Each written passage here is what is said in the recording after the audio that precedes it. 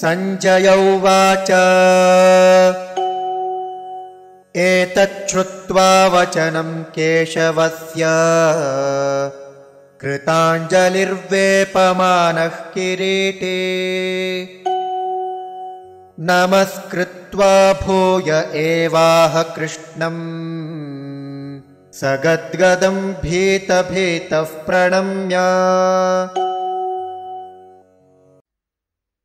संजयः उवाच एतत् श्रुत्वा वचनं केशवस्य कृत अंजलिः वेपमानः किरीटी नमस्कृत्वा भूयः एव आह कृष्णं सगद्गदं भीतभीतः प्रणम्य। संजय उवाच एतच्छ्रुत्वा वचनं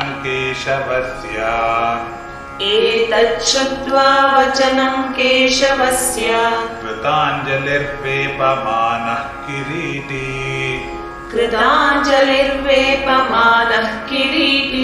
नमस्कृत्वा भूय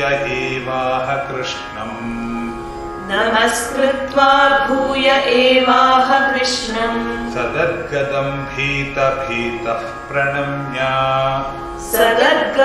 भीतभीतः प्रणम्य। एतच्छ्रुत्वा वचनं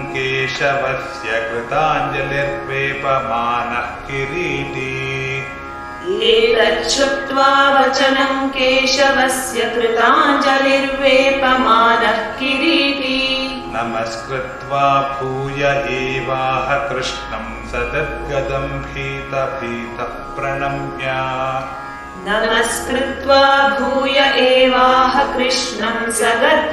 भीतभीतः प्रणम्य। एतच्छ्रुत्वा वचनं केशवस्य कृताञ्जलिर्वेपमानः किरीटी नमस्कृत्वा भूय एवाह कृष्णं सगद्गदं भीतभीतः प्रणम्य।